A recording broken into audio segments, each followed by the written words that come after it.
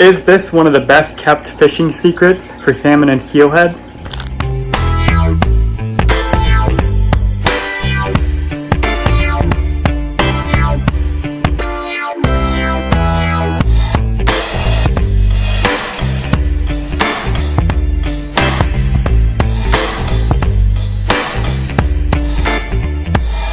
So hopefully this works. I'm doing it on my counter here, so don't mind the wife's decorations.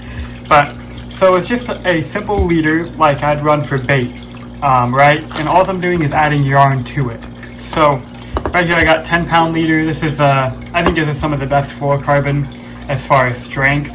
This P-line salmon steelhead fluorocarbon is very, very strong stuff. I'm using 10-pound. So I'm gonna pull off, you know, depending on what you're doing and what you want, you can pull off as much line as you want. I'm going to pull off about 5 feet of it. And I'm going to grab a hook. Now, this is going to be like my for summer steelhead. You could do this with Chinook and run a big like 3/0 hook. You could do it with, you know, steelhead and run a bigger hook. I'm going to run a pretty small hook, a size probably 3 hook.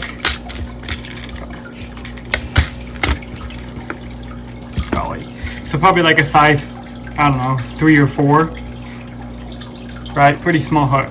So what I'm gonna do to tie this fancy egg loop knot is I'm gonna take this line and run it through my eye, you know, just like any other knot.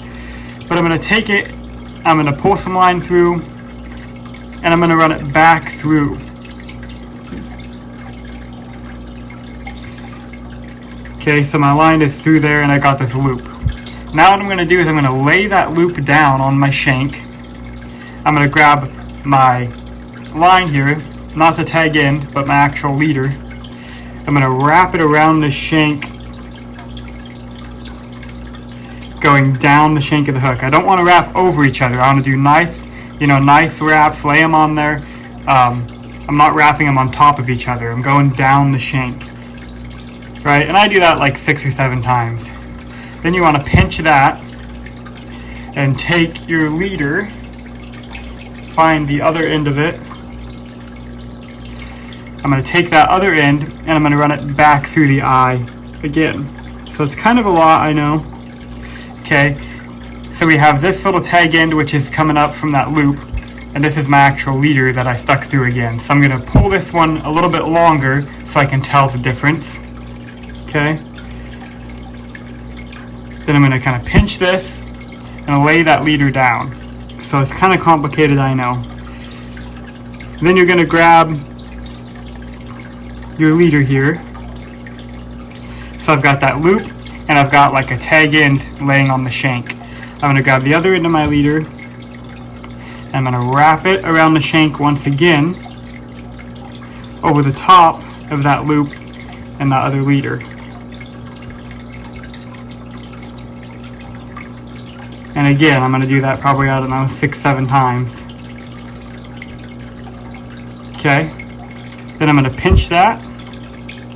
I'm going to grab my longer, the 2 tag ends, and I'm just going to slowly pull it through.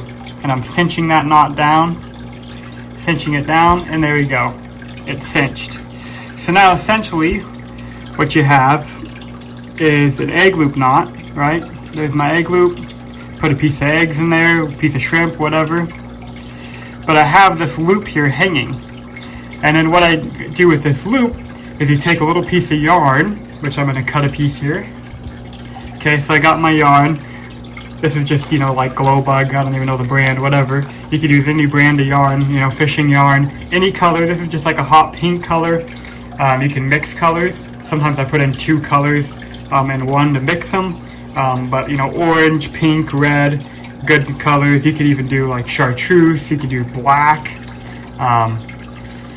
But then I'm just going to take this yarn and put it through this loop. The bigger you make the loop, the easier it is to do this part. So now that yarn is just sitting in the middle of that loop. Then I grab that small tag end and cinch it down. Make sure it's nice and tight, and then I cut that tag end off. And I leave a little bit sticking out just so it doesn't get pulled back through the eye.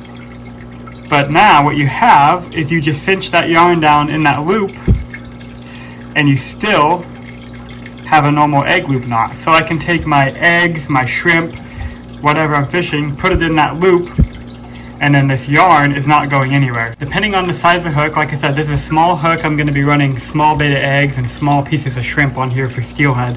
So what I'm going to do is I'm going to pinch this yarn together, put my thumb over it, and I'm going to take my scissors and just trim this and kind of trim it round.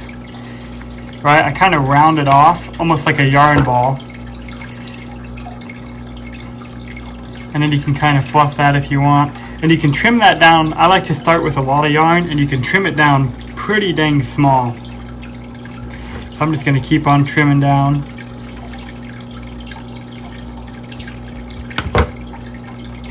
Right? So what that does is now that yarn is permanently on there. Right? So like if you just try to put, because for a long time what I did is you tie an egg loop knot, put your eggs in there, and then if you want yarn, you put the yarn in there with the eggs and pull it tight, but then the yarn gets ripped off or whatever. Well, now that yarn is not going anywhere. It's in that knot, not going anywhere. You can change your bait of eggs out or shrimp or whatever, all, you know, as many times as you want, and that yarn is never moving. And like I said, you can mix colors. You can do, you know, pretty much anything with colors, any type of color that they make. Mix colors to make, you know, different things, but it's almost like you can almost make it almost like a jig, but it's very, you know, it's a very underutilized technique, because now this yarn is going to have profile, it's going to hold scent, it's going to hold color. So if I was just fishing a straight up, say I fish a straight up little piece of eggs on there, right? Piece of salmon skein or steelhead skein. It's cured up, I put it in my little loop, pull it tight. I'm going to get, you know, however many casts, say 7 casts, right? 5 or 7 casts with it. It's going to be all milked out, it's going to be, you know, falling apart, you're not going to have much bait left. Well, now when that happens, you still have this bright profile of the yarn, and you still have all that scent that held up in the yarn. And then if I want to add scent, you know, say I want to add some Procure, you know, anise to it, or anise krill, or say, you know, whatever scent you want to add to it, you can add to it, and the yarn is going to hold it a lot better than just a straight up beta eggs would.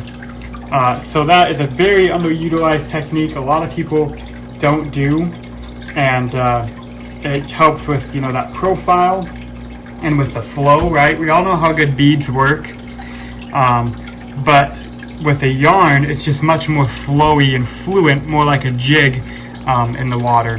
So it's almost like a jig, put a piece of shrimp on it or put some eggs on it, and it kind of gives you that more jig presentation than it does, say, like a bead presentation or just straight bait. And that yarn holds scent, it keeps color, keeps you fishing a lot longer. And you can trim it. I might even go smaller because I put a pretty small hook on here.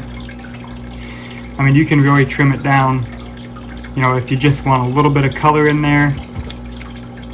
Or you can go big, you know, like I said, fall Chinook. Sometimes, you know, you're running like a 3/0 hook with a big old piece of bait on there. I'll put a bigger piece of yarn on it. Like so. And you can mess with it for as long as you want. Make like a little, you know, kind of glow bug kind of deal. Little yarn fly almost. And you can fish that, you know, drift fish it with a piece of pencil lead, throw it under a float.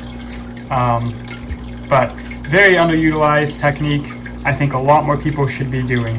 So there you have it. That is one of my little secrets, if you will. I know a lot of people probably do it, but I also don't see it very often. So little secret to keeping yarn on your hook. It's not going anywhere. You can run any kind of bait with it. It holds scent. Works very, very well. So hopefully you guys learned something. If you're wondering what that annoying sound in the background is, it's my little bluegill in my fish tank. But anyway, thanks for watching. Tight lines, y'all. Get out there and catch some fish.